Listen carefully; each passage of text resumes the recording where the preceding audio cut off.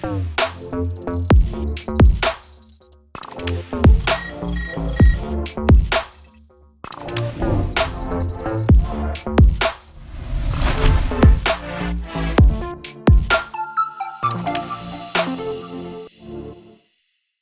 coach, how are you? Oh, good. How are you? I'm good. Yes, nice to see you finally. It's been a Um, long time in the waiting, so I'm really glad that we could make this work. So I appreciate it. I appreciate it. No problems at all. By the way, I love your name, and I really don't want to mispronounce it. How do you say your name? It's Siham El-Bjeirmi, or I go by L for short when people use my last name. So, I thought so. I was pronouncing it over and over. I was like, I hope this is right, but I really don't want to get it incorrect. I love that name. Where does it originate from? so my last name is originally from a village in Egypt. Um, I can't remember because Egyptians don't use the letter J; they use the letter G instead. I gotta get back to you on how to actually pronounce it in Egypt. But it means L means the, and then Bjermi is, or Bugaytami, I guess, is the village that's in Egypt. Pretty cool. I like that. A little bit of a culture trip before we start the deep conversation into sport and how that looks. But it is good to see you and it's great to have you on. So, at what point are you in your season right now? Is it the off season? Is it sort of preseason? How is it for you? So it's we're done with school year, so it's off season. I'm a high school coach. We're in the summer, and then it's technically off season slash preseason. I'm trying to get them ready for the next season coming up. So, And when you're talking about looking for the season coming up and starting that off, are you already looking at objectives or targets for the year, or is it sort of just getting the team prepared, getting them together, and then looking how that evolves over the course of the games program, etc.? it's both because we lost so many seniors this year that we kind of have to restructure the program all over again. It's a third year program. Well, now we're going into our fourth year program. Um, so we're having to restructure, filling in those gaps that we just lost. We lost again 11 boys, so it's having to get the underclassmen ready to. We got to push y'all up. You have to catch up. At the same time, under rebuilding from like where we left off at, we finished second round playoffs. Um, and there's about 5, 6 rounds into the playoffs to make it to state and all that. So we want to pick up where we left off at, win second round, and move on third round for sure. Sounds positive and sounds like there's some building blocks for the year ahead with fresh faces, fresh personalities to sort of contribute, which sometimes things can go a little bit stale in a squad, for example, when you've had them for a nice period of time, and sometimes you can be sad when you see players move on. But it's sort of that refinement for us as coaches to be in that stage where we're like looking forward for something which is coming, as well as building on those blocks which you have in that sort of position. So it's a nice balance sort of from someone not involved directly looking from the outside in to sort of have. But how do you feel about sort of being in that position yourself, though, as the coach? It's a blessing and it's a curse at the same time. I'm not the head coach; I'm the assistant coach, so it's kind of hard to,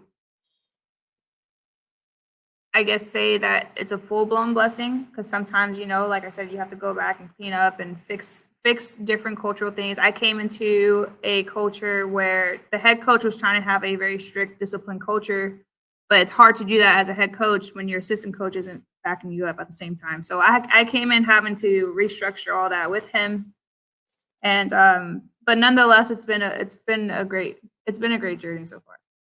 Well, I'm glad it's been a great one because it definitely sounds like, that interest in terms of coming in, supporting a coach, building upon those blocks, looking at the culture, that identity, looking at refreshing for the year ahead, having a squad and looking at your targets and how you've performed, looking how the program rebuilds and looks forward. And, being in that position as an assistant coach to learn from the head coach and bringing in your own ideas ready for if a head coach is in your sort of horizon, something you'd like to look to, or just having that as a door in the future if that is, an opportunity that ever presents itself. So, before we get deeper into the conversation, because these conversations always get flying off the floor, right? Let's just take us on a bit of a journey from how you started coaching into where you've been into where you are now. So soccer has always been my life. It's been my life since I was a young little girl. I left it at one point and then found my way right back to it, and then played in high school, played in college, and then I graduated from college. I was trying to do law school, realized that I hated law school, didn't want to do it anymore. So I realized from there I could either go help with injuries and become a physical therapist, or I can take a faster track and just be a coach, because I miss sports so much that it was kind of falling into a little bit of a depression. And from there, I just decided, let me go be a teacher, coach at the high school level. So 2 years ago, I started at the junior high as my first year teaching, and it was my first year coaching. And then this past year, I moved up to high school level, and here I am, year 3. A good journey, and definitely the combination between leaving sport and coming back into it, and finding your way back in, and being in an assistant coach role, working at high school, being a teacher and a coach at the same time. And I'm in a very similar position because I teach in high school myself. So I've just come off the back of a high school day. So I know the sort of parameters that surround us as teachers. But when it comes between coach and then sort of teacher, do you find that difficult to sort of combine or try to differentiate from the one role to the other, for example? Yes and no. I think for me, what I find difficult with is softening up a little bit in the classroom. Like, I'm so hard on the boys. Like, I'm always coming after them, like always trying to keep them straight and disciplined. And I make myself sound like I'm just like this super strict person. I'm really not. But it's just the tone for me. I think I struggle with changing, because I know a lot of the other kids that are not in athletics, they're a little bit softer hearted. So I forget to be like, sometimes I have to be gentle. Like, I can't always be like, hey, like, that's effing wrong. Like, you can't do that or something, I can't be on their butts all the time. So I think that's where I struggle with, is just checking my tone when I'm talking to kids that are not in athletics.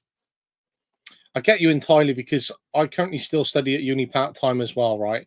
And I was speaking to one of my uni lecturers who's also kind of a mentor in this sort of space.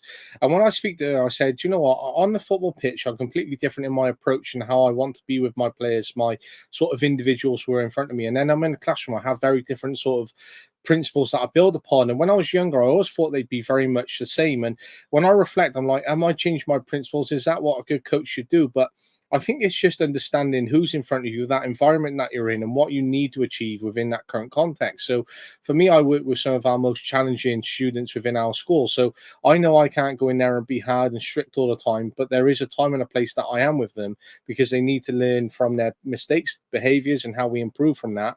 But they're in there because they're displaying negative behaviors. So if I go in too hard for them, I'm never going to engage with them, and already I'll become a barrier to them, or they're going to see me as someone else who is against them for what, when they need someone to be there and support them. But on the pitch, for me, because it's all performance based, and again, the classroom is that in some retrospect as well.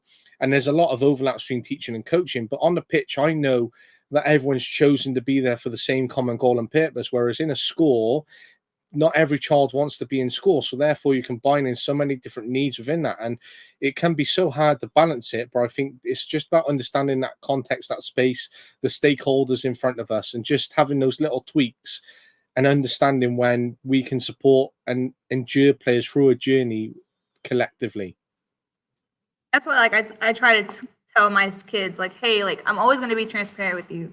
If I'm in a bad mood, I'm gonna let you know I'm in a bad mood. If I'm in a good mood, I'm gonna let you know I'm in a good mood. I'm gonna let you know when we can joke around and when we can't joke around. And some of the kids have told me, actually, the last 2 years that I've been teaching, some of the kids have always told me, like, hey, like, we thought you were gonna be like the meanest person on earth, and you're just not. You're like the funniest person ever. And I'm like, thanks. Did you learn something though? That's all I care about. I really don't care if you like me or you don't like me. But I think it's been interesting, to say the least, because I don't know about you, but like I said, I had a whole career path change. Like, went from wanting to be a corporate lawyer to all of a sudden I'm a teacher, and it's something that I realized, like, wow, like, I never thought I'd like this as much, but I did. And so like I said, it's a blessing. And I think the biggest thing, like I said, was just checking my tone with the kids. And sometimes they needed it. I've been told, like, they told me, like, hey, like, you were hard on me today, but I didn't need that. Thank you for that. And sometimes I'm just like, dang, am I being too mean to you? So I don't know if oh, you said it does, but sometimes I don't know. I'm rambling now. Take over, please. But That also career change completely entirely from law to sport, right? It's a complete different spectrum from going from one to the other. But it's that sort of calling in between as someone listening to you as you speak to me now. And it's again that blessing because I always wanted to be in sport, I always wanted to be in coaching, and I always thought I'd want to be a teacher as well. And I'm like, "Do you know what? I'm really blessed in terms of what I do and finding my way there. But I also know that at some point I want to be on a pitch and away from the classroom. And today I came away from the classroom going, "Do you know what? Today was a great day. I achieved so much with my students, but I just want to be on the grass full time. And that is something that I want to do. And there is going to be a time when I can't wait to give up the classroom because I definitely want to be on the grass." So knowing what you want and when you get away from it, like you had with Laura at the right time, I think once you have that, and the same for the young people, pull the trigger because once you pull the trigger, then you're never going to second judge yourself.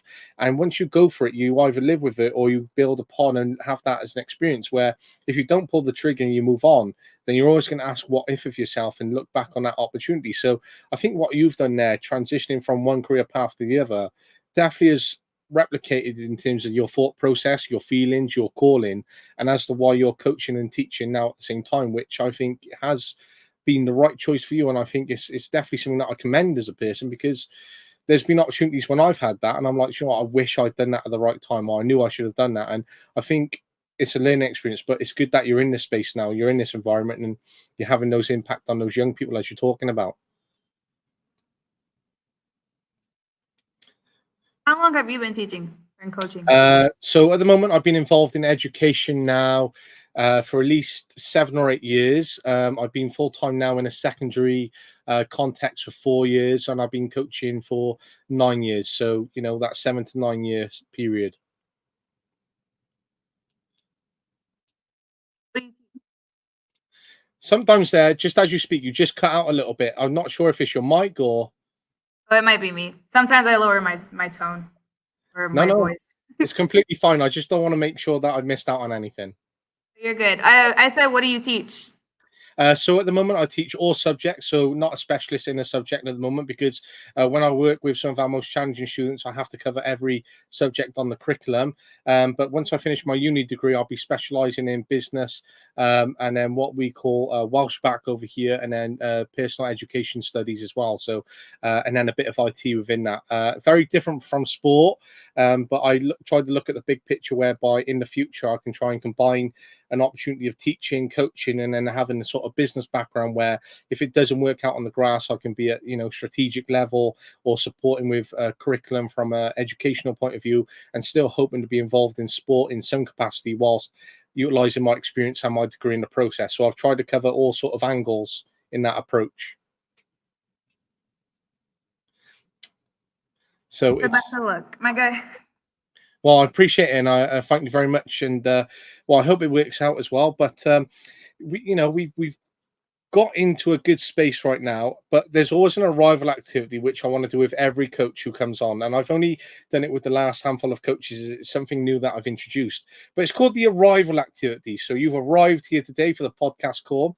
So I'm going to give you 30 seconds to list as many coaching tips or many coaching highlights which other coaches or individuals can take away. So, one of the coaching tips you could be is always have the same color cone when laying out your pitch, right? So it's whatever tip that you feel is necessary, because I feel that by the time I accumulate every coach, there's going to be so many tips, there's going to be so much learning for everyone. So it's going to be 30 seconds. There's no pressure at all. If you've got one or two, that's fine. You don't have to overfill it. And it's all about what you think as a coach. So when you're ready, we're rocking and rolling. We'll start now. Let's see. There's separating your keepers during practice. I think that's very, very, very important. I've gotten built into using, hey, use the same cone for every little thing, or if you're separating drills, have different color cones, but have the same cone at each station. I believe conditioning is a big, big one, even if you have to incorporate it in some form or fashion into the practice. That's definitely a big one for me. And yeah, I think that's the only thing that's coming to my mind right now. But for sure, the biggest thing is having a separate keeper practice while the other kids are warming up. And so for you to have that separate keeper practice as the other players are warming up, what has led you to have that within your philosophy or approach or setup for a session? I think oftentimes I played keeper in high school and college, and I also played striker. But the biggest thing was making sure that, hey, like, are you properly warmed up before we start shooting on you? Are you in the right mind space before we start shooting at you? Because a lot of times what will happen is we'll sit here, we'll warm up, and they'll start getting mad at themselves because they let a ball go into the goal, and then it just repeats. And it's like this cycle of like a little snowball that eventually becomes this big little avalanche because you're mad at this one thing that happened, and then you started making 15 other mistakes at the same time. But the biggest thing for me is making sure, are my keepers comfortable enough for me to start shooting at them? Do they feel like they can dive and perform the way they need to? At the level that I'm at right now, dealing with the boys, and I'm going to have to do the same thing with the girls because I'm transitioning to the girls side next year. They don't know how to dive, or they don't have the confidence to dive yet. So breaking them out of that shell before we start shooting at them, and before they start saying like, oh, like, you know, it was a hard goal to get to or whatever, I want to make sure like they're comfortable in their position. And so when it comes out about building up that confidence, getting them out of that shell, getting them to, dive on the floor and, throw themselves into a position where, a goalkeeper isn't easy and you have to, throw yourself everywhere. And there are some dangerous positions for goalkeepers to be in, right? For a young person that you have in front of you, and you're telling them, we have to do this, we have to, sort of break these cycles, we're going to be doing this. It can be quite a fear factor for a young person because they're like, actually, I want to protect myself, or do I want to get injured and all that, right? But how do you get them out of that shell? How do you start conditioning them to break those sort of fear factors within their own mind? Sorry, give me 1 second. The lights are automatic. No problem.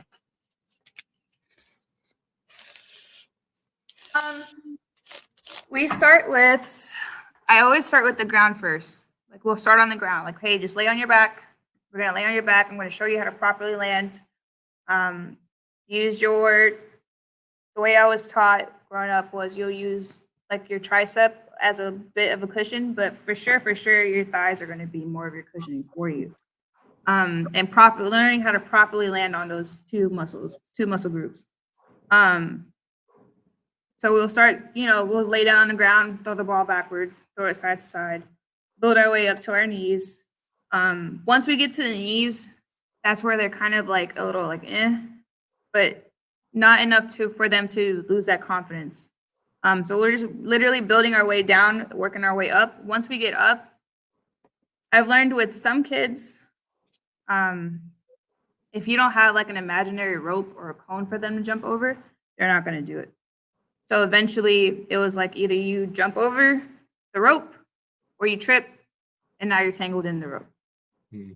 So it's really just trying to get them to understand. And sometimes, like they'll get blocked and they'll say like, I just can't, like I'm scared or whatever it is. So then we'll work our way back down, or we'll find like a mat room or a cushion or something for them to be comfortable enough to at least throw themselves onto it before we start working on it. Well, I think that's such a great insight in terms of how you shared that then, because from your perspective, your experience and sort of your coaching practice, I don't think I've had a coach come to me in sort of that scenario and say how they'd like to separate goalkeepers from that sort of context, because, typical it can be, or let's separate the goalkeeper as soon as they come into a session. I've seen that a lot over my coaching years. And then as the discussions have sort of evolved or taken place, it's like, actually, the goalkeeper should be with the outfielders more than they should be. And therefore, I've thought about the two different contexts and perspectives. So once you come across in that way, I think that's the importance, because we can be swayed from our experiences to change our practice entirely, where actually what you said there actually justifies and makes a lot of sense. Actually, we shouldn't break that cycle, and it's actually a time we can transition and keep us back in, because there is such an importance for them to have their own time and space. So I know once I had an assistant coach, once we established what was called the Goalkeepers Union, and the whole point of the Goalkeepers Union was they'd come together collectively at the start of the session. They'd have a catch up with the goalkeeping coach. He'd get them warmed up and get them started, and then he'd transition them into the session at the point that he felt was necessary. So when we were at a small-sided game towards the end, then the goalkeepers come into practice with us, but they were making sure there was a right balance over the course of, let's say, a program in that periodization, that the goalkeepers were having that technical ability and technique development, whereby they were ready to have that first touch on the ball, where they were able to receive, how they're, touching the pressure look. So it's about how we combine that within passing practice, or practice under pressure, right? So we looked at all these combinations, and I think it's that real importance of understanding that those goalkeepers do have a time and a space. Because if the goalkeeper coach come to me and my assistant coach and said, you know what, I need the goalkeepers for an hour, then I'd be like, well, you're leading on that, and I think you're the specialist in this area. So what I'm gonna, fully trust in you, confide in you, and if that's what you feel is necessary for the goalkeepers, we'll build upon what you need to do, and we'll tweak our session, and just work in sort of that harmony. Because sometimes there can be a little bit of conflict between the coaches, because I could go to, actually, I want the goalkeepers in this, and they have to be in it. But I think, again, that sort of space, that environment, and that context is really important when working with individualized groups within a wider team. I think like you said, if you're working within a coaching staff, if it's necessary to have keepers within their practices, it's not hard for you to just tell me like, hey, like, okay, if you need them, then tell me what specifically are you working on. Are you working on shooting low, like shooting low into the corners? Are you working on shooting high into the corners? Like, what is it that we're working on? So I know, like, at least give me 15, 20 minutes with the keepers so I can prepare them for that drill. So it's been crucial for me, especially growing up, because there were times in high school where I felt like we didn't have enough time to train. Or I felt like, when I got to college, that we would jump straight into it. Or even the last 2 years of my college career, I was injured a lot because, the last 2 years of my college career, I was a striker. I wasn't really, but it just felt, it was one of those things where you didn't want to rush the keepers, because eventually they weren't going to do it anymore. And there were plenty of times where I would tell my players, like, you think it's so easy to be a keeper, let's throw you in the goal. But it's not easy. So get out that mindset. So it's just one of those things where I like to make sure that my keepers are comfortable. I also tell my keepers that you're supposed to be the most fit on the field, because you have to have the fastest reaction time. You don't have time to sit here and pout. So it's another thing where it gives me time to at least condition them really quick. Like, hey, this is how fast you need to be moving. And I think that's important, because that reaction time is absolutely critical. Because if we don't have the goalkeepers in that mental space, and they're not, ready to warm up, or they haven't been effective in their warm up, and therefore they're a bit slow, they're a bit sluggish, their reaction time can actually be delayed, and therefore it's going to cost mistakes on the team, or it's going to put us at a disadvantage, especially if, say the opposition score very early on. Then it's going to affect the whole confidence of the team as a collective there. And there might be other conditions within these environments that we may see. So I think there is that importance of working with individualized groups. And when you sort of look at that evaluation of a growth or development of a goalkeeper over the course of the season, right? What are your parameters for tracking or evaluating goalkeepers and their growth? We start off with preseason. So I'm also a volleyball coach. The way I did it this year was, after volleyball season, I went out to the soccer fields. I would be out there with the keepers. I would evaluate, okay, how quick are your reaction times to everything? Are you willing to throw yourself or not? Are you willing to go all out for every single ball? What's the technique that you're using? So I do like a pre-assessment without them knowing, of course, just to kind of let them like see how they move naturally. And then from there, I build up like, hey, this is what we're working on this week. This is what we're going to work on next week. This is what we're working on there. And then at the end, I compare the two. Typically, I like to have like a written report for myself. Like, I'll write something in my notes and be like, hey, like, this is where he started off at. And then at the end, we tend to do like scrimmages. So I'll monitor through scrimmages, like, this is how you're progressing.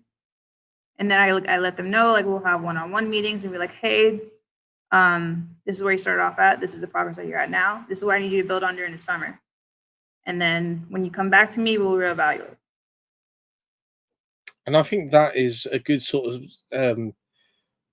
benchmark to look at the goalkeepers, in terms of having that space to come back, look at that evaluation, and then come together to have that discussion about it, in terms of what you've been able to see firsthand and what you've been able to take away within your notes, and just giving that sort of feedback to players. Because it's very easy to, have an assessment piece on on players. It's very easy for you to then, build up a context or perspective on a goalkeeper, then for you to have your notes to look at the development, and then not really discuss that with a player. Because you could have them then at the end of the season and they're in a position where, like, actually, I felt I've had a good season. You might go to them, well, actually, I don't think your season's been as good as what I think it has been.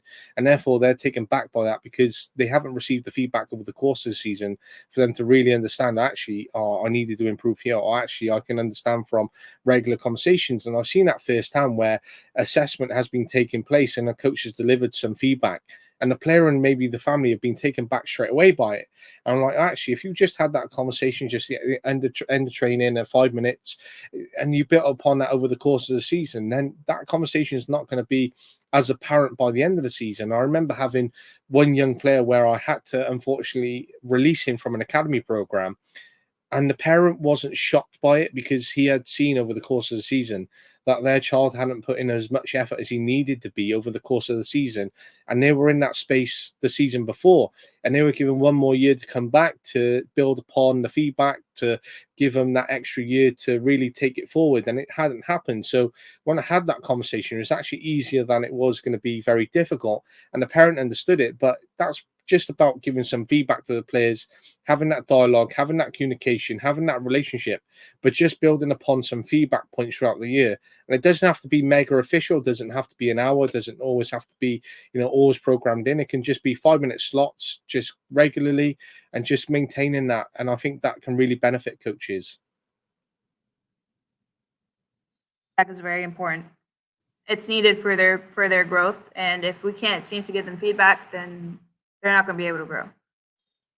And so if you had a sort of feedback format, right, and you're looking at, say, a very generalized feedback form for your players across the squad, how does a feedback form, or how would a feedback sort of session look for you? What would you try to include? What's important to you as a coach? How do you sort of make sure there's some parameters in there, but not overloading players so it's nice and straightforward? I try to address the team as a whole. If I need to address a player individually, I will. Usually on the side, there's been times where, I'm not proud of it myself, but there's been times where I've scolded a player in front of other teammates to get a point across. But usually I'll address the team as a whole and be like, hey, as a team, collectively, we all need to work on this. This is the main thing that we all need to work on.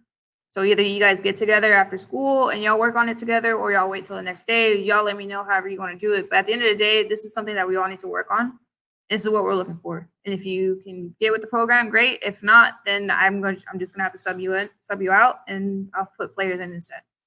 That will do it. And I think that leads me nicely into a question which I've got sort of prepared for you. And when it comes down to it, right, you've touched upon how you address the team, what you're sort of looking from them, and then having a time with that player to address that feedback at a specific point. But when you're bringing that team together, especially in that transition for the year ahead, building upon what you've had, what qualities do you look for within your team that you want to make sure are included, that are important to you, that combine the team together to make sure they are what you might define as successful within your program parameters? One of the biggest qualities I like to have is accountability. I want you to don't just let me hold you accountable, but I need you guys to hold each other accountable. And if you can't hold each other accountable, if you're too busy trying to argue about, there's been instances where they've argued with each other because somebody's holding somebody accountable and the other person gets upset. And so it's just one of those things where I've had to lay out like, hey, like them telling you to do something is not because they feel like picking on you. It's because I'm expecting you guys to do something that I need you to do. That's important. Accountability is one of those things where I've held to them. I've held high with them, along with integrity. So when I bring everybody in together, I expect, like, hey, if this person messed up, why didn't anybody else say anything? Why did it wait for me to have to say something? And now the whole team's in trouble because instead of y'all correcting it, now I have to correct it. So they've gotten really good at, hey, like you're doing that wrong, or hey, stop playing around, let's go. Another thing is sometimes they like to tell me what they want to work on, which I appreciate. I know some coaches might not. Some coaches might be like, well, we're doing it my way today, or whatever the case may be. But I appreciate because it's like, okay, so you know what you want to work on. Let's go ahead and tell me how to set this up. How would you like me to set this up for you? I think accountability is one for sure. Integrity is another one. Resilience is another one. I'm not a fan of, oh, I'm tired, I'm going to quit. And that's where the accountability also comes in, and they kick in and they either tell their teammate to get it together or get out of practice because you're in the way. And I'm completely with you there on that, tired and don't give in, because I can just think even today, I had a student with me and they had a piece of work in front of them. And they were very sort of, they could do the work, but they sort of disengaged at certain points because they just didn't have the effort levels to go on and do it. They didn't commit to it. And I looked at the other student next to him, and the one student was, getting a book, they were reading, they were analyzing, they were answering the questions. And I was just observing and just watching these two students. And I was like, we have two very different academic students here. We have two students with very different personalities, two very different experiences. And therefore, all I need to do is push the one who doesn't want to give that time and that effort to the piece of work. And once I had given them that bit of time and pushed them to do it and knew that I was relentless in the approach, that I wasn't just going to allow them to go, oh, you're tired, that's okay, we can switch off from it, or this piece of work, we can just move on past it. It was like, do you know what, we're actually not going to, and I'm not going to be someone who backs down. You might do it with some of your other teachers, but with me, you're not going to do it, because I expect you to do this piece of work. And if you're struggling, then that's why you come to me for support. That's why you ask. And for me, it's just about building that relationship, but it was that expectation, and then that work got completed. So I think once you set that standard and you push players, and you have to be a little bit relentless at times, then they're going to be like, actually, I can't say I'm tired. I have to push myself. And then when there is that legit time where they might be, really underwhelmed or overwhelmed, and they might be very tired because of the week they had, and they've had that conversation, then there is a legit space for that. But for me, those standards in terms of, well, I'm tired, I can't do this today, I'm like, well, actually, we can. And we need to push ourselves to do it. And I think just having that little standards with the individuals in front of us will slowly bring up their standards through that consistency over that period of time. That's what I think that I'm very proud of my boys, because they've started pushing each other to the point where it's been like, we're not trying to do more, and we're not going to do more because you chose to give up. So you can bring your butt with us or stay behind, and then you get in trouble because we're not going to hold up for it. And they'll tell me like, hey, like we tried to push them, or we're trying to get them to do this, and they don't want to. And then that's where I make the call. Either you're here to practice or you're here to go home. Which one's going to be your choice? So, sorry, go ahead. And no, I'm just going to build upon that point there, because I've sort of had two goalkeepers in the past, right? And they were both good goalkeepers. One had a very good sort of motivation to practice as soon as he got there, and was very much up for the practice from the moment he walked in, and wanted to engage and wanted to improve his technical ability, and always had the energy.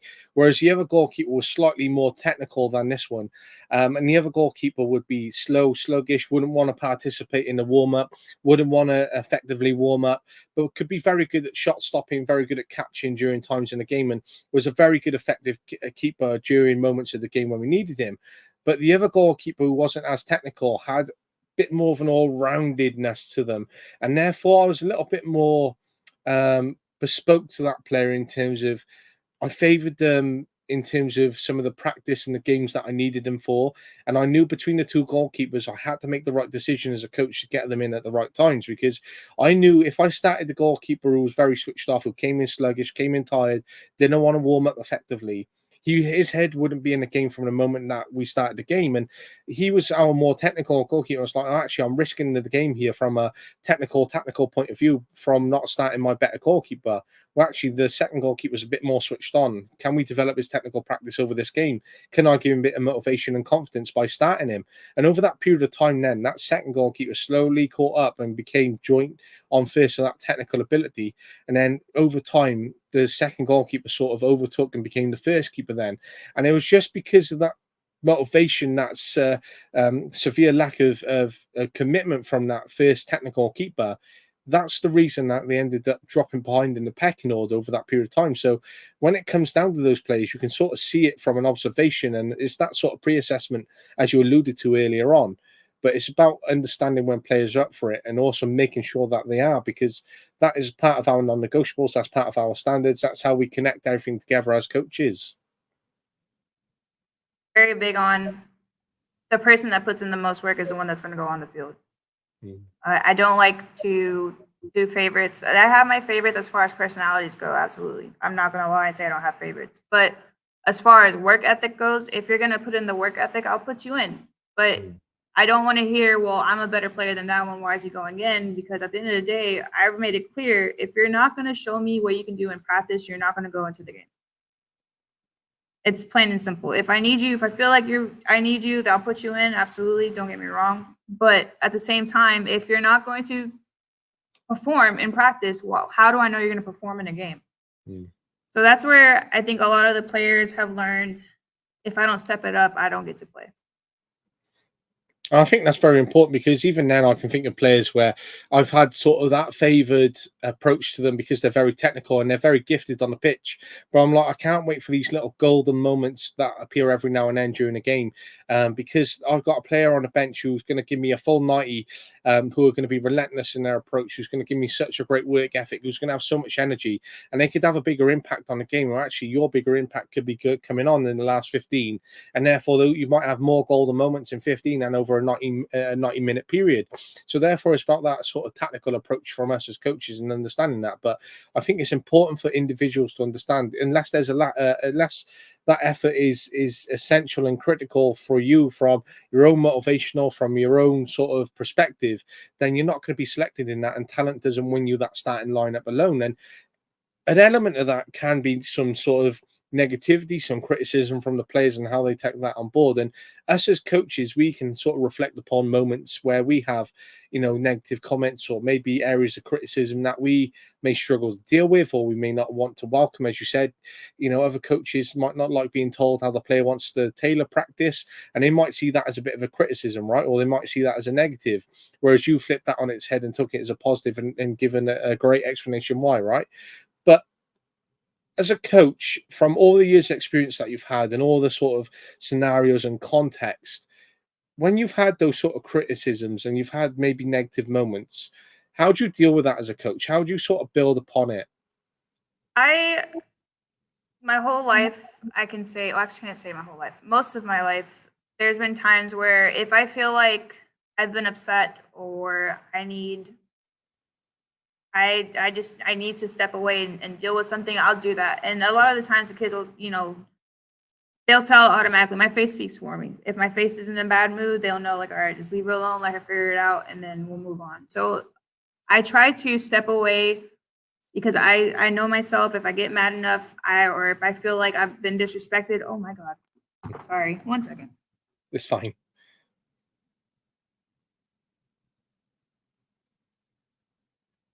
I know myself to where if I'm constantly getting mad or if I feel like I've been disrespected or whatever the case may be, I'm going to say the wrong thing or I'm going to lash out at the wrong person. And it's happened before a few times. And like I said, it's not stuff that I'm really proud of. But I've also learned if I don't take that time to step away and relax and breathe and cool off really quick so I can figure out what my solution is going to be for whatever the problem is, or if I need to speak up and be like, hey, like, let's revisit this conversation really quick. I'll take that time because I don't want to be the person that is constantly in a bad mood or is constantly like yelling at everybody just to yell and get my frustration out, and that's it, when they don't really deserve that frustration. It's different when the players are, they're messing around or whatever, and we don't want to take that seriously. To me, that's a different story. Now I'm in a bad mood because you guys just want to sit here and play around. So since we want to play around, we can go ahead and run. That's fine. We can go ahead and do punishment. But when dealing with like, hey, like, I just feel like, I'll give you an instance. There was a player this year who I told the players, if you need advice or something, go ahead and come talk to me. Well, this player was like, well, I just don't have confidence. I was like, that's the one thing I can't build that for you. I can tell you what to do right and wrong, and if you're doing it right or wrong, but like as far as like you having confidence in yourself, that's kind of a you thing. Like you have to figure that part out. I can tell you you're doing all this stuff and have all the rainbows and you're doing everything right, but if you don't believe it yourself, then I can't help you there. So I think he took that, I think, negatively, I want to say. Then he'll ask me like, hey, like, what am I doing wrong at practice? And I would tell him, but I was very straightforward and to the point. Especially when I'm busy. If I'm busy or occupied or I'm trying to do something, like I just spit out my answer and I keep walking. Like I don't look to see who's talking to me, which is something I probably should work on. And it's just straight to the point. So I feel like he felt like he's not getting his answers.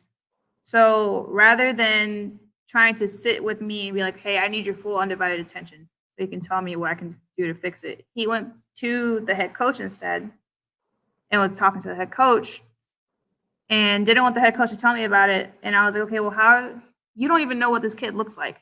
So how are you going to fix the problem? If I don't know what the problem is, then what's up? So eventually we had like a whole conversation. I told him and I let it out. And like, I'm very, like I said, I'm straightforward to the point. I can be very vulgar sometimes, but it's one of those things where if you don't sit and talk with me, I can't fix the problem for you. If you feel like I'm not giving you attention, then get my attention so I can give you the attention that you need. And if I'm just in a bad mood, just give me a minute. I'll come talk to you whenever I'm ready to come talk to you. So that was one thing I had to tell all my players, like, hey, it was in the middle of the season. I was like, hey, listen, if I'm not in the mood, give me a minute. I'll come talk to you and I'll find you when I need to find you. If I'm not answering your question, you stop me and get my attention. So to the point where I'm actually looking at you and I know who exactly I'm talking to. But don't expect me to give you feedback if I can't give you feedback because I don't know what I'm giving you feedback on. Or don't blow something up out of proportion when it's not the way it really is. So I was very big on like we all have to communicate. If there's no communication, then we can't fix any problem, and we don't know what to do.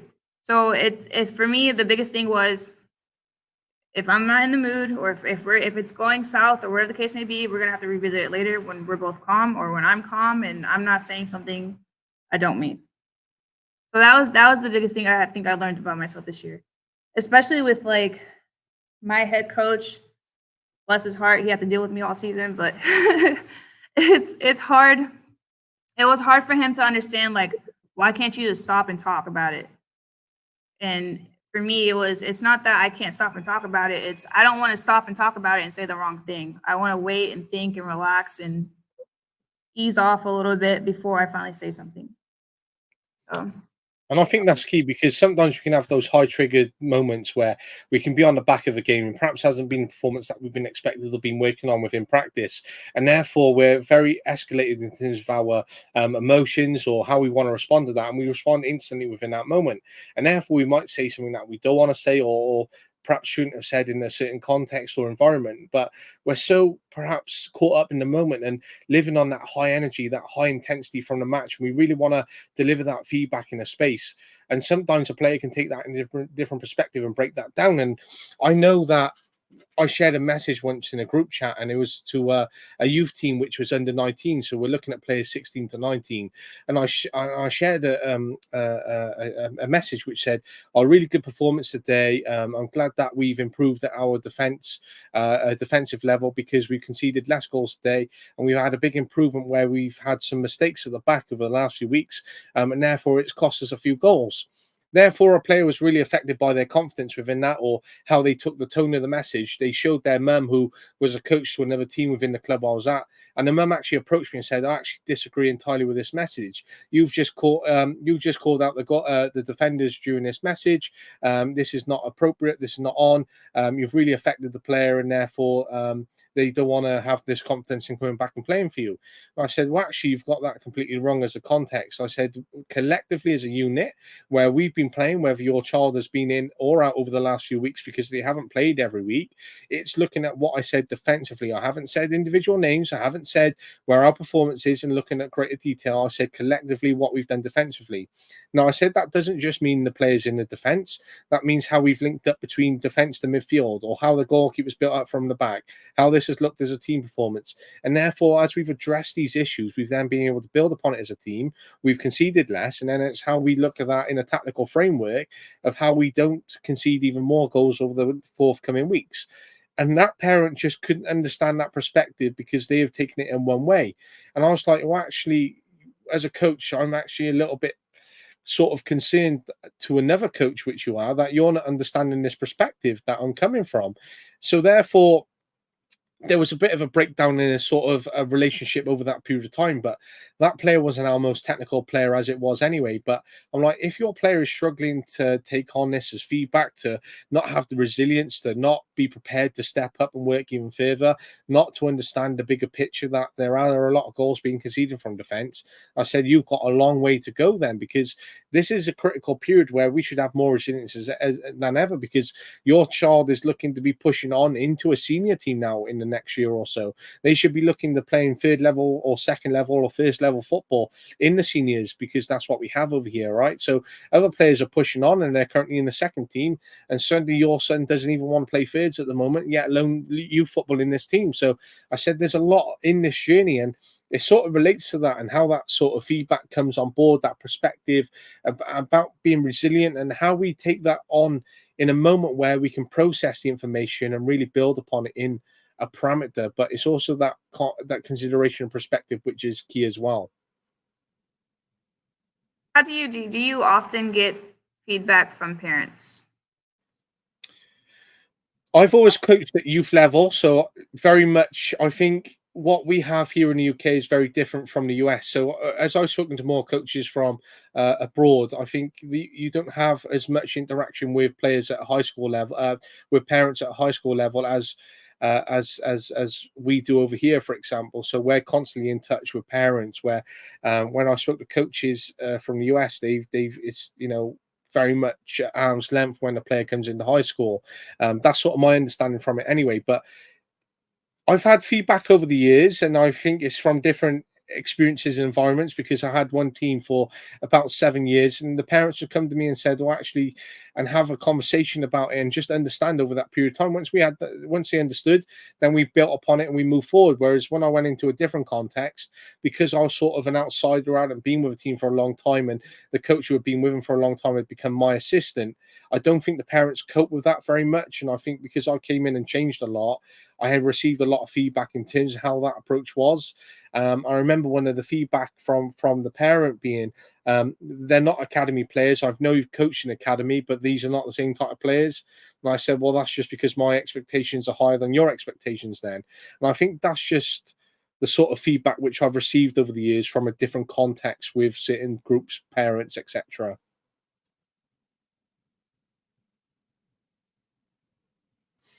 So it can be difficult sometimes, because I know when I was younger, I hated to receive feedback, right? And I was like, if I'm receiving feedback, then I'm not a very good coach. But over the years, I've sort of developed my mindset to be able to welcome feedback, because if I'm delivering something in the session where I think it's okay, or where I've said something and moved on past it, and in my head I've been completely fine with it, but hasn't sat right with someone else, then all they've done is sort of sat on it, and then over their time tuned it over in their mind, and therefore it's become an issue to them.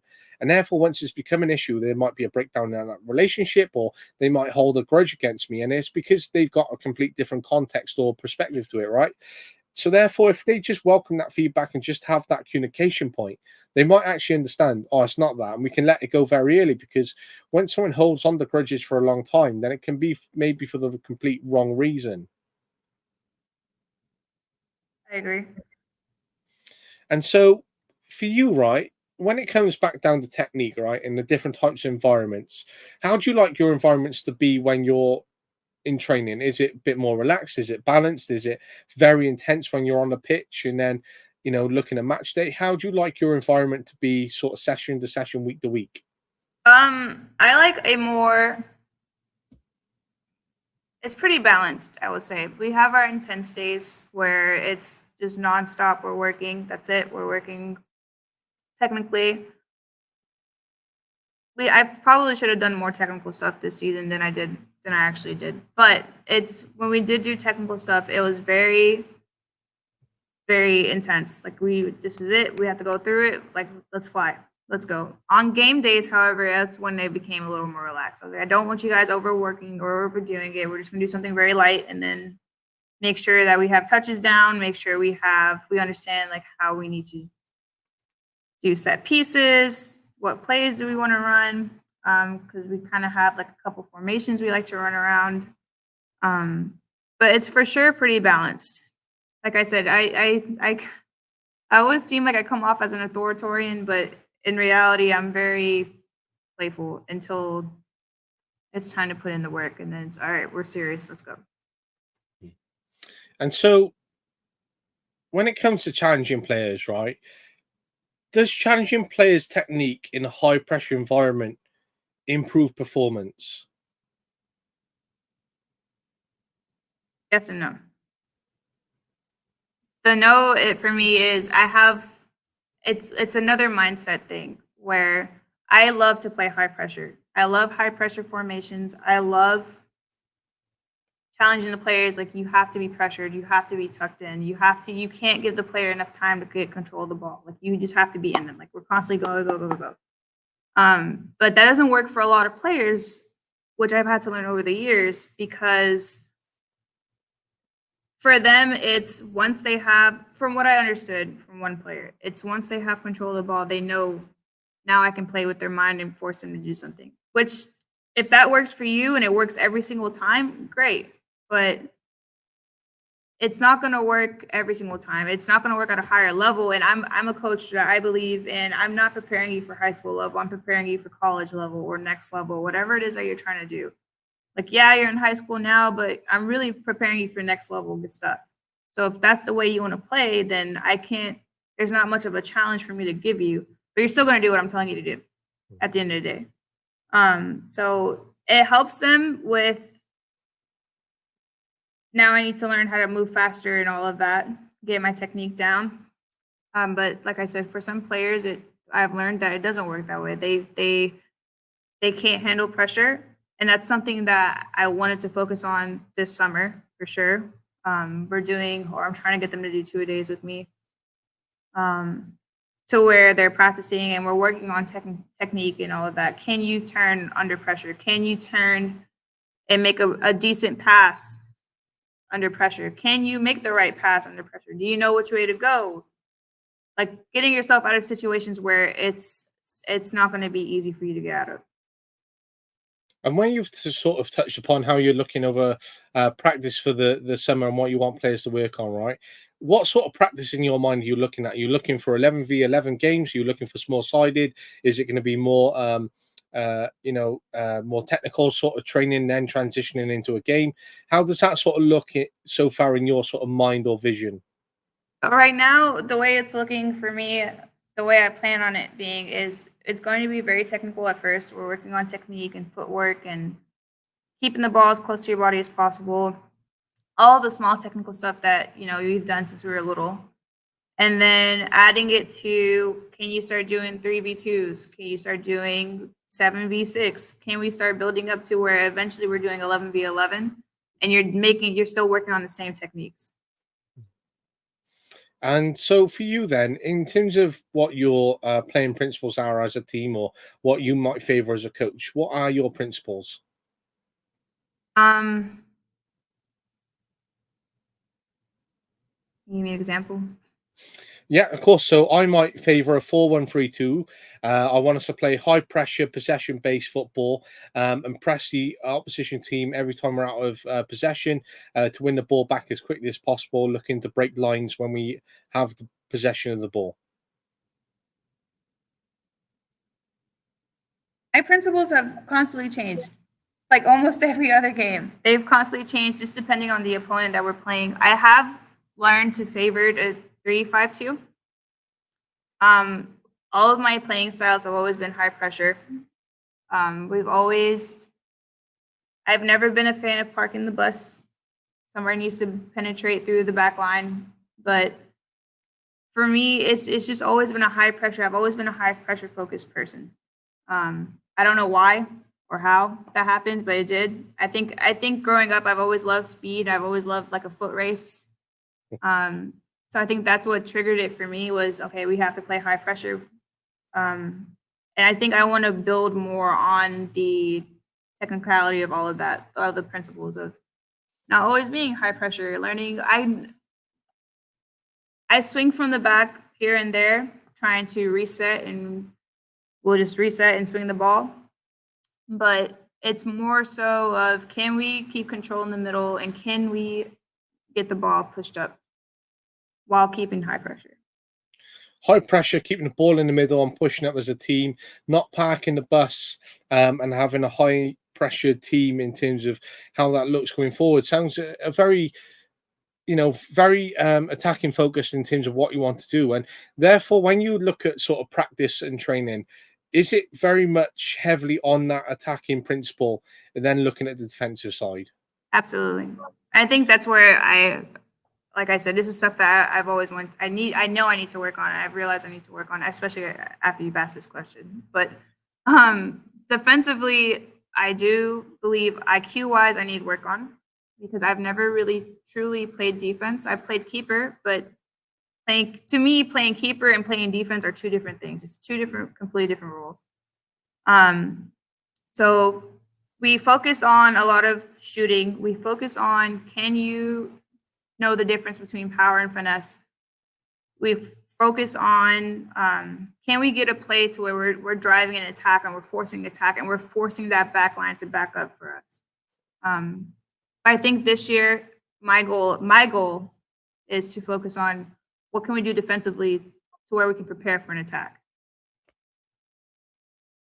I like that goal, and I think building upon that and what you say there in terms of those different positions between the goalkeeper and defense is completely true, because as much as the goalkeeper might be part of that defensive unit in that transition, or when they might build up in play, or how they look as a unit, how your team lines up, right?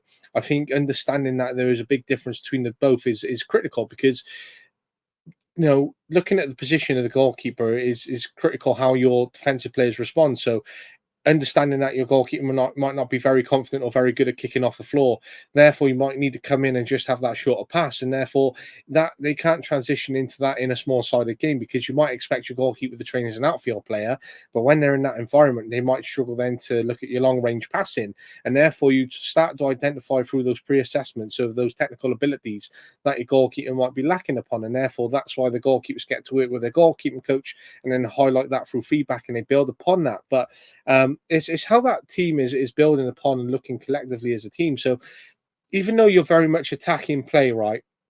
How do you like the ball to go? Is it completely fine going sideways?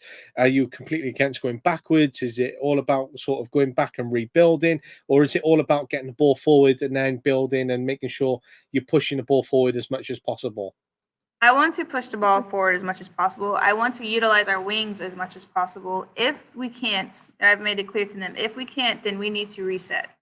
And resetting means, can we get it back to our right back? Can we get it back to our center back? Can the center back make the decision to either send it off to our wingers, or can we play out the middle all over again? Can we find that opening gap? If we can't play to our backs, can we play back to our keeper? And so where keeper training comes into play, because they also need to be technical. My Lord. 1 second. Sorry. I wish there was a switch so it'd leave me alone. It's completely fine. You're not the first coach to have had that problem. I completely understand. So it's not a problem, honestly.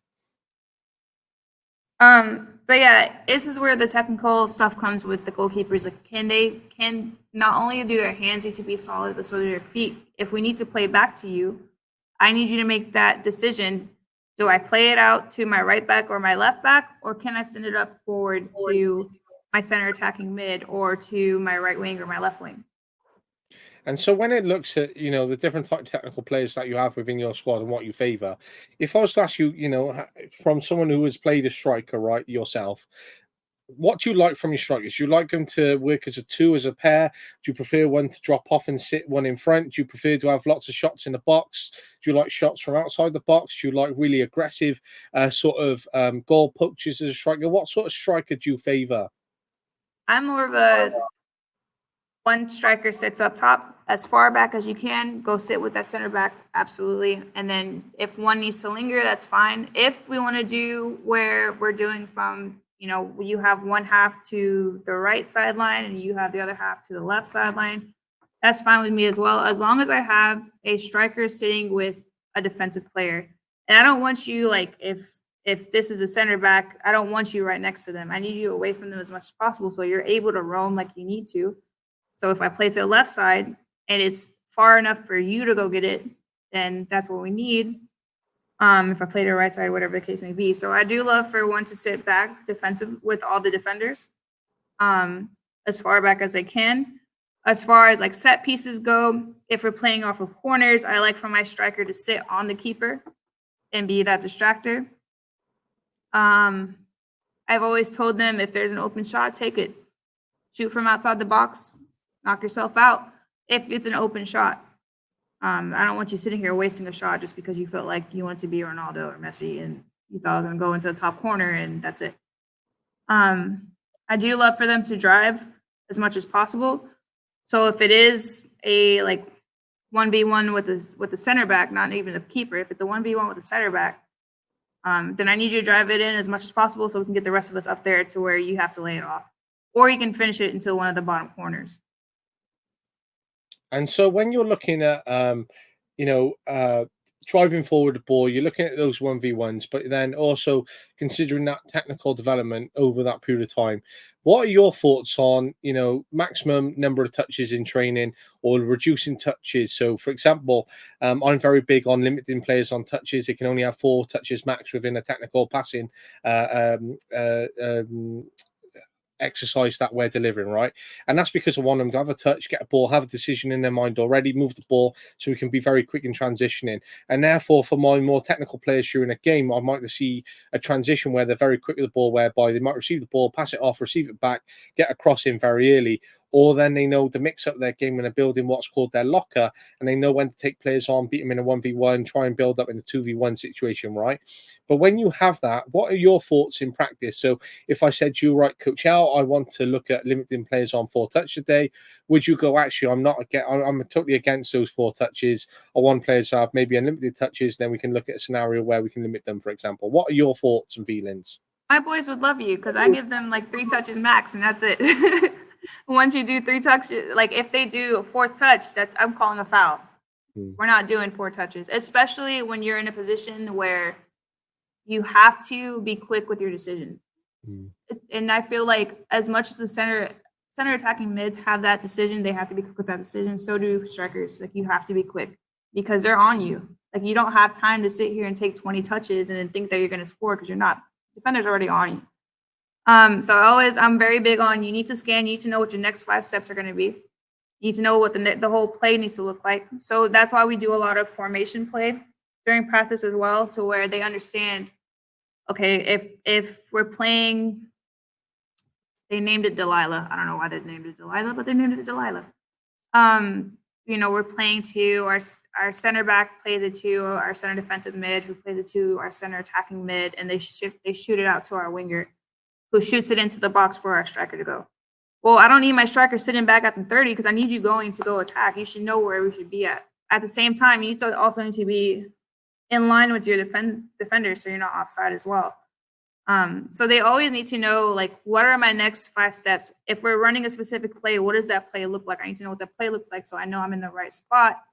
And at the same time, I can only have 3 touches. So if I'm sitting here wasting a touch on my first touch isn't that great, and I'm now having to redirect my touch, I've now knocked out 2 touches, and now I need to make a pass. So can I make the right pass? And I think that's good in terms of how you've given context to that and broadened on, the sort of thoughts that I was bringing in there. And I remember going into that under 18s group, that youth group, right? And they were very slow on the ball. They couldn't build up play very quickly. We weren't keeping possession of the ball effectively. And therefore the players were maybe lacking that technical ability. And when we trained with some of the older boys, because there was a mix between 16s and 19s, so the 16s were the squad that had just come up, and the 19s were the pre-existing of the players before. So you can combine the 2 squads. So we had quite a large squad in that period of time. So the older players in the squad are all been in the academy, and I've known them from years before. And when I came to practice, and when we saw the academy players of an older age or ex-academy players with the under 16s who have never played at that level, you could see the difference between the academy players and those who are not. The academy players would move the ball very quickly, very limited amount of touches. They knew how to be off the ball out of position. They knew how to transition the ball very quickly. They knew how to build up play. Whereas the under 16s very much struggled then when it comes to those more technical players because they couldn't keep up with the players such, and therefore the older players got frustrated. So then I knew what I had to do in practice was to bring up the technical levels of the younger players, but I had to do it very quickly. So one of the sessions that I put on, or transition to over a period of time was one touch only small sided game. And we're like, how do we only play one touch? It's like, actually, now we're developing a thought process here, which you've never been developed on before, where you're thinking about the game in a very critical way, whereby you're going to have to look at your build up play, look at positioning, look how you receive the ball when you're pressing, that sort of support from a teammate, how we look as a team, how we transition. And it was a very, very fun session because the players built on it very quickly. So whilst they were very used to receiving the ball, taking a touch, maybe having another one, then picking out a pass, as soon as they were getting the ball, they knew they had to receive the ball and play it first time, or they knew they had to go short and then they had to play long and break the line. So therefore, we had a real good session. We built up a real good understanding from a very good technical practice, whereas some players were like, what, one touch? How can I play one touch? But then it's very easy to find out your lesser technical players there who want a lot of touches, and therefore in a game they will struggle and they will get caught out, because as soon as they're taking a number of touches and they're second judging themselves because they don't have that process like you've developed in their mind, then suddenly as a centre back they're being pressed by a striker. Boom, they've been pressed and we've conceded the goal very quickly. So I think building upon your thoughts is how you look at those transitions within practice, and that there is a space for that limitation.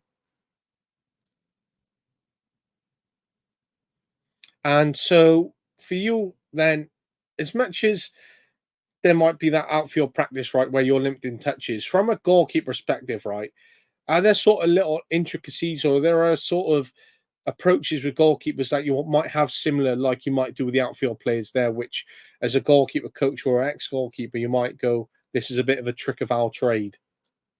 Um, with the goalkeepers as well, I also give them a 2 limit touch. You only get 2 touches. You need to be quick with your decision. You don't have time to sit here and roll the ball around in the box because you're still getting pressured. And players with the correct IQ know that you can't pick up the ball once it's been passed back to you. So with them, we work on a lot of 1-touch drills, 2-touch drills max. If we need to take 3 touches, we made a mistake. There was an error that was made, and now we need to figure out what is that error that was made. Did we take a bad touch? And did we close our hips to where we forced the ball to go rather than getting the ball to switch the field? Did we take a touch to where now we're coming back to where pressure came off of? I'm also very big on that, where we're not playing back into the way the ball just came from. I want you to get the ball away from the pressure that it just came out of. So I think giving the keepers a 2-limit touch has helped them a lot with, I need to be quick with my decision, and also help them not to panic when making that decision. And for you then, are you in favor of long kicking from, say, a goal kick, or is it more short? How do you like your goalkeepers to, play the ball once they have it? Out of our third as much as possible. So if you can launch it, launch it. If you feel like you can't launch it, get it to one of my players that can launch it, and do not send it up the middle. I do not play up the middle at all with our keepers. I remember going into a practice once and just seeing one goalkeeper all session just launch down the middle every time. And I was like, right, actually, this goalkeeper either struggles to understand the game, or they don't have the technical ability or confidence to maybe build up a play out from the back, or to try and hit the channel. So therefore, how do we develop that over a period of time? And as a goalkeeper, it can be very easy to drop off those confidence levels, because once you receive a bit of criticism for a goal that you conceded, or you've had the centre back take a goal kick for you, or any of these sort of contexts and scenarios, then your head might drop very much as a goalkeeper, and try and reinstill that sort of confidence can be a very difficult place to be in for a coach working with a goalkeeper who might have that mindset at that period of time. Definitely hard. It's definitely hard, especially being a keeper who's made mistakes before. That's cost us goals. But it comes from a coach as well, where a lot of times a player will look at the coach, or even a center back. Like I usually tell my defenders, like, hey, I need you to talk to the keeper. I need you to get him out his head. It's fine. We made a mistake. Cool. Like, we have the game is still going. We're not done yet. You can boohoo cry later if you want to boohoo cry, but we're not going to sit here and boohoo cry right now. And it's the same with practices as well. I always tell the players, if your keeper makes a mistake, like, it's not your job to comment on that. It's my job. Let me fix it. Your job is to make sure, is my keeper okay? And I tell the keepers, you made a mistake. Do you know what the mistake was? Let's start there. And if you can't tell me what the mistake is, then how are we going to fix it? because you don't even know what you did wrong. The only thing you know is that a goal happened, and now you're mad about the goal. So I think it comes from both a player standpoint and a coaching standpoint, where when it comes to building the keeper's confidence and having the keeper understand, okay, like one mistake is not going to kill me. It's not going to cost a game. It's the whatever happens after that mistake that's what's going to cost a game. Absolutely, and I think that's important for a goalkeeper or any player to sort of understand that sort of mechanism to really build upon those confidence levels for them to build upon. But when it comes to sort of match day environment now, how do you like that to look? How do you like the change room to look? How do you or what do you expect of the players when they arrive? So match day, I expect them, go get dressed quickly. Don't sit here and play around in the locker rooms. We don't have time for that, especially because I can't go in the locker room while y'all are changing. So I need you to go in, get changed, come meet me in the team meeting room. When we meet in the team meeting room, while I'm present, I just need everyone to hush up so I can get my ideas out and straight to the point, and I can tell you what I need from y'all today. And then after that, I appreciate good vibes. I'm not very big on it needs to be quiet the whole time. I don't want to hear it.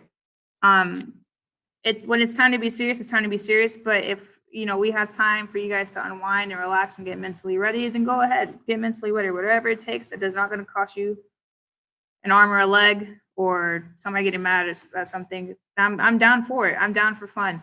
But it's we need to be unified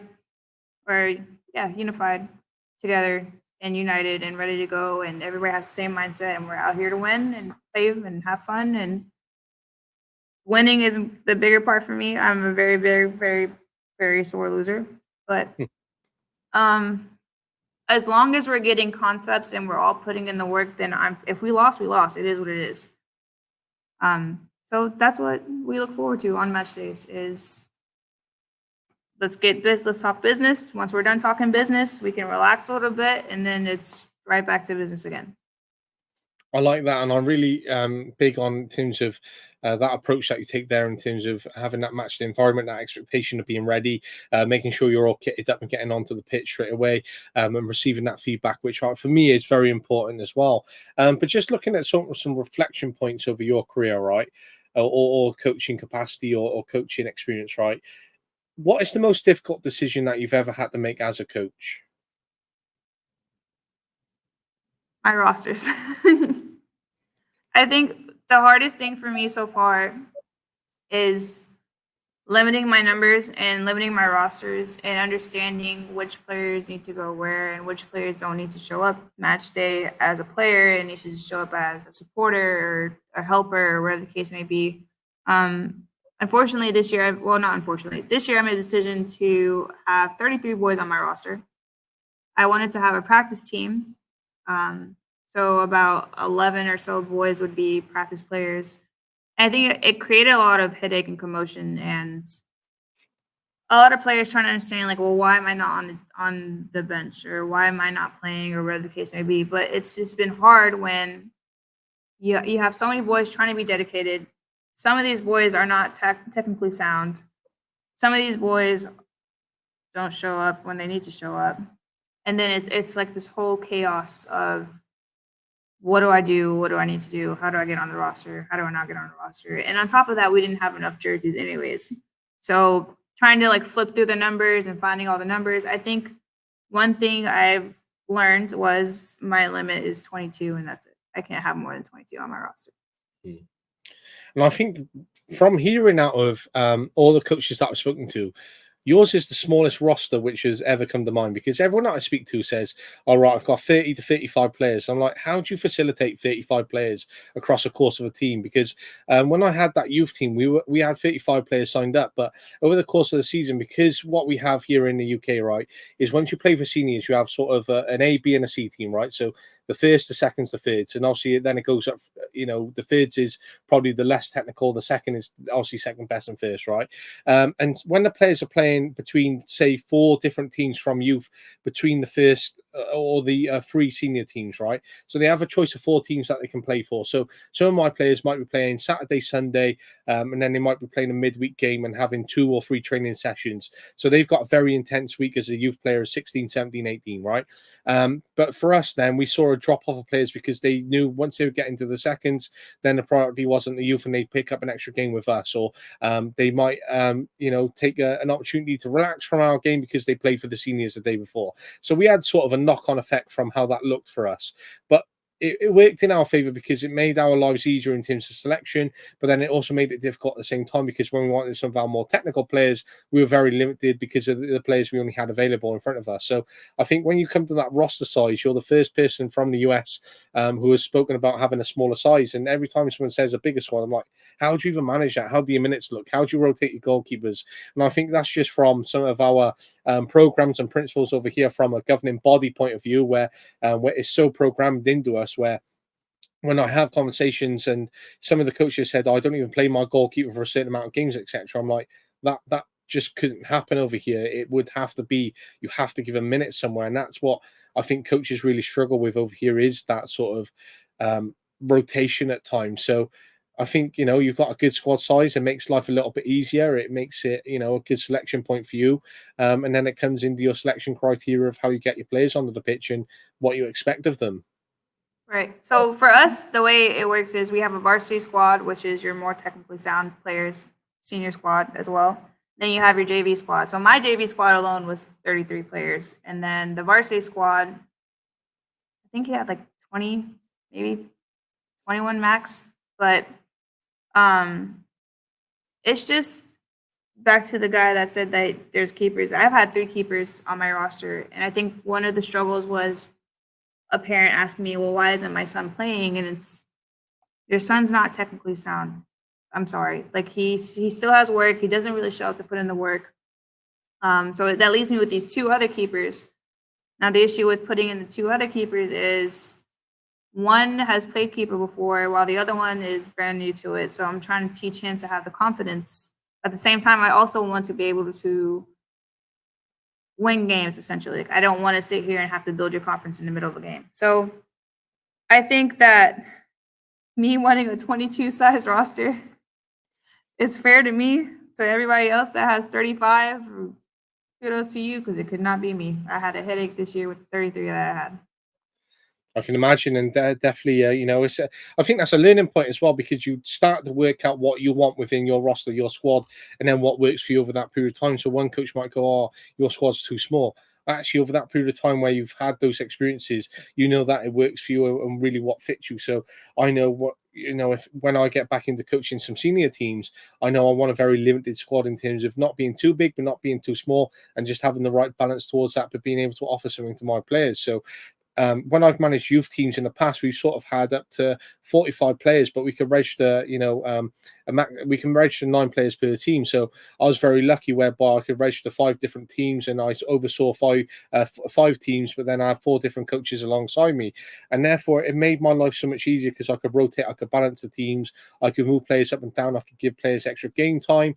And then obviously that caused all little issues within itself. So, as one player picked up game time and maybe one missed out, then there's questions from parents as to how and why some of the players picked up that game time, etc. But that's sort of a different context within itself. But I think when it comes down to it, it's just working out those little intricacies for you over that period of time.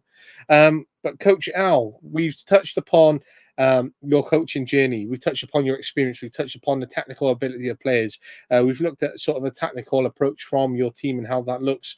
We've looked at a combination of team selection, technical development, bringing other sports into play, the off season, the season coming up, how you transition players from the year between years, what you're looking for the vision ahead for the year, looking at those high pressure teams performance roles, looking at high score and off season, looking at the young players that we have, the preparation of players, the changing approach from us as coaches, the feedback that we receive, our own personalities, goalkeeping, and we've only been chatting for an hour and 20, right? And it just unpacks so much within that. but I think it's just there is a lot where I've had so many different sort of notes which I've taken away and sort of put so many different stars towards many ideas I got off of this, right? But that just I've really enjoyed what I've been able to take away from you within this conversation, and just building upon the work that you've been doing, right, and how you're looking for the season ahead, and conscious of your time, right, and how your day is going. I really want to get some quick fire questions in to make sure we can have the episode finished up in time for you for your other responsibilities, if that's okay. So I've rejigged some of the quick fire questions, so there's some new ones in there. So my first opening question is: if you were given $10 million today or tomorrow, what would be the first thing you would do with it? I I'm Palestinian, so I would donate to my people in Palestine and help them get some type of refuge and out of there and no longer, being killed. That's for sure. That's one step number one. Um, I guess the second thing would probably be taking care of some debts and helping my parents out and taking care of my parents, if I'm being honest with you. Two very commendable causes, and very close to your heart. So that's a very special response to the first time I've ever asked that question. So I appreciate the openness and honesty within that. So I love that. What has been your most favorite trip or holiday that you've had? Um, Definitely going to visit. You've had her on here before, Ebony Campbell. She's my best friend. She's back in North Carolina now. I went to go visit her back when she was at Barton College. I think that's probably been the most memorable trip I've had, for sure. We've had a lot of fun. We celebrated her birthday, got to watch some college soccer while she coached, and it was good. It was fun. Sounds like such a great time, and one that I'm definitely envious of. So keep that connection close, and I love that, and I hope Ebony is well. If you were to write a book, what would your book be about? The psychological, emotional damage that was created to me due to sports. Very interesting. Very interesting topic point there. I think we might have to announce a second part of this episode to unpack that a little bit more, which I think would be a great insight into that. So that's another idea there. If you had to have someone describe you in 3 words, what 3 words would they be? Crazy, hyper, um, and I've gotten sweet. I don't know why, but yeah. Nice words. I can't disagree with any of them. I'll definitely tick the boxes on all of those as well. If you could move to any country to coach, where would it be? Um,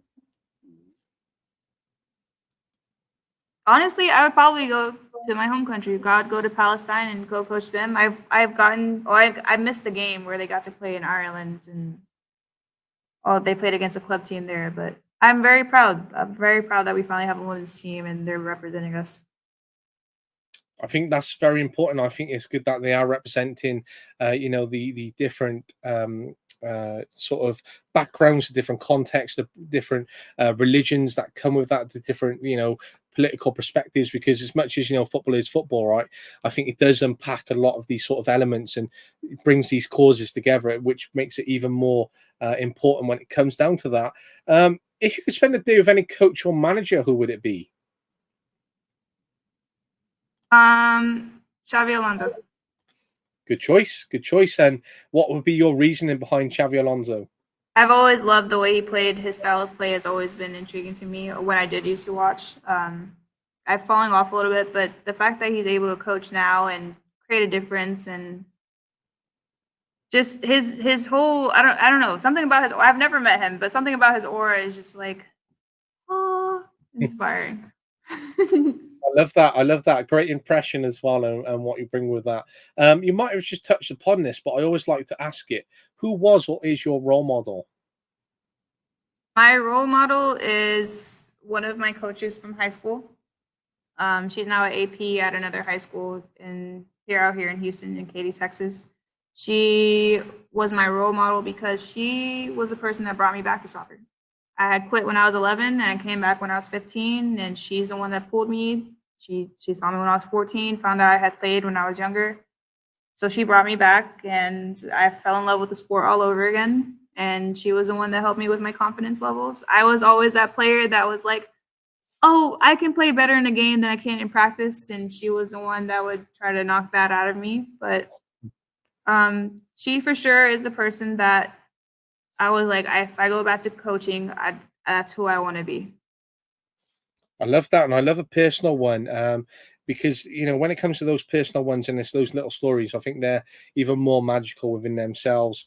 For the sort of perspective, that context, that important person that played an important piece in your life, which you're always going to remember, and certainly take away within that.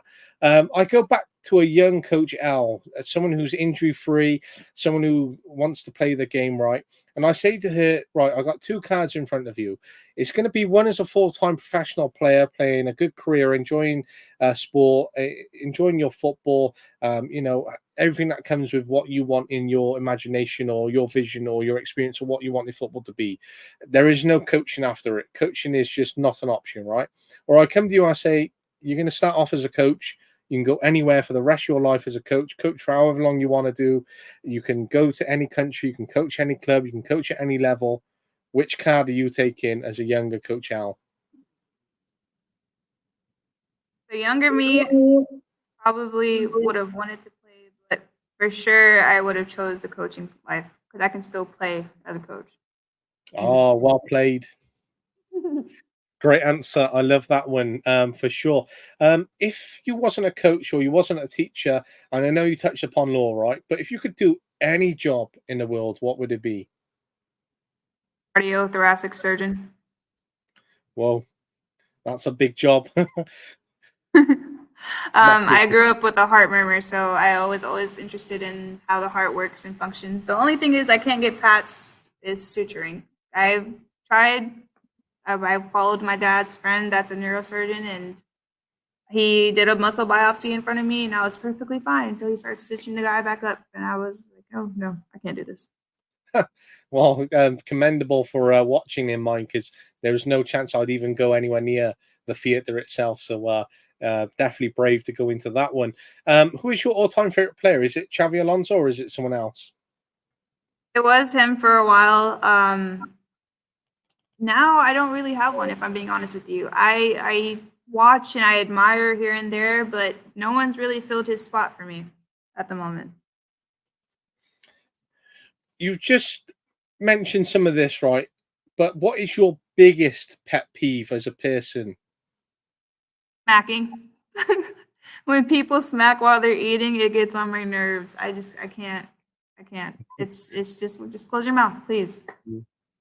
That's the worst, when you hear chewing and the slurping. Like, as I've got older, right, and I used to love going to the cinema when I was younger, but now I'm older. I hate going to the cinema because all I hear is rustling of packets or people crunching. I'm like, oh my god, please, please, please, can this film just finish now?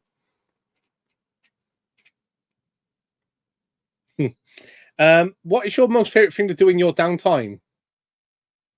Um, Working out. I love to work out and just get better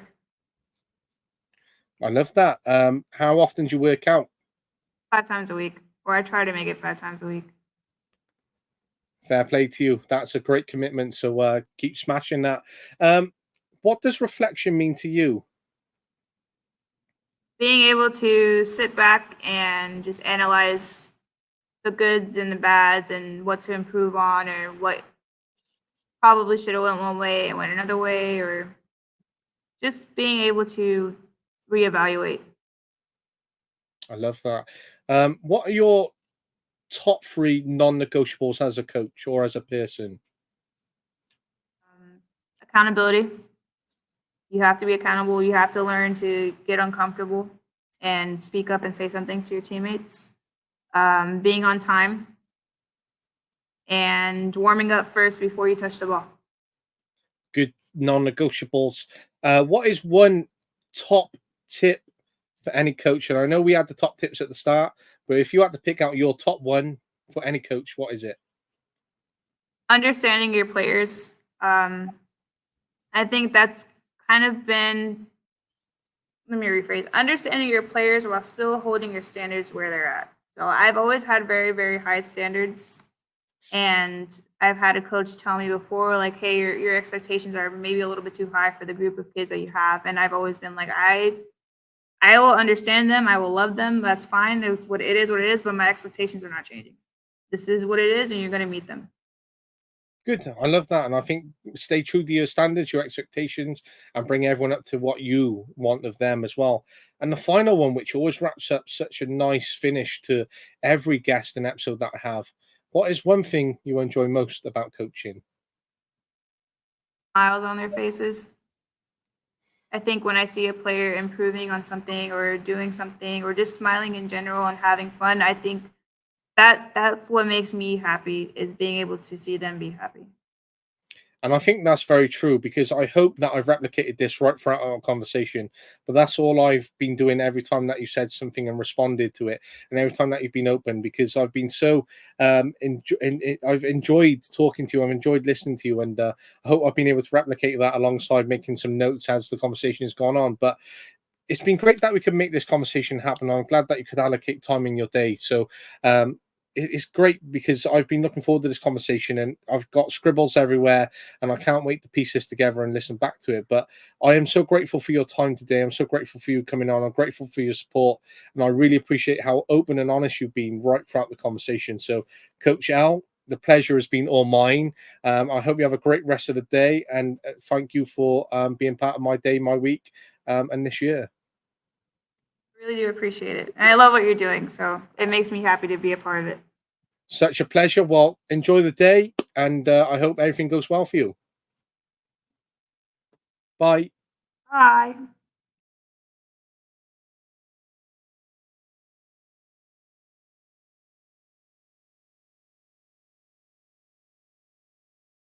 But yeah, we try to be that group that can help be there for the players as a three, because I think you mentioned earlier, you want to have different characters in the changing room. You want to have different personalities.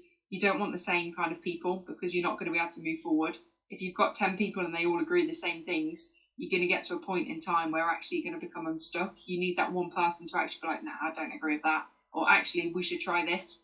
And I think that's why the huddle works is we're all quite different as human beings. And I think you need three different people in there because some players will naturally gravitate towards me and my personality, but equally some might go to the other two, and that's absolutely fine.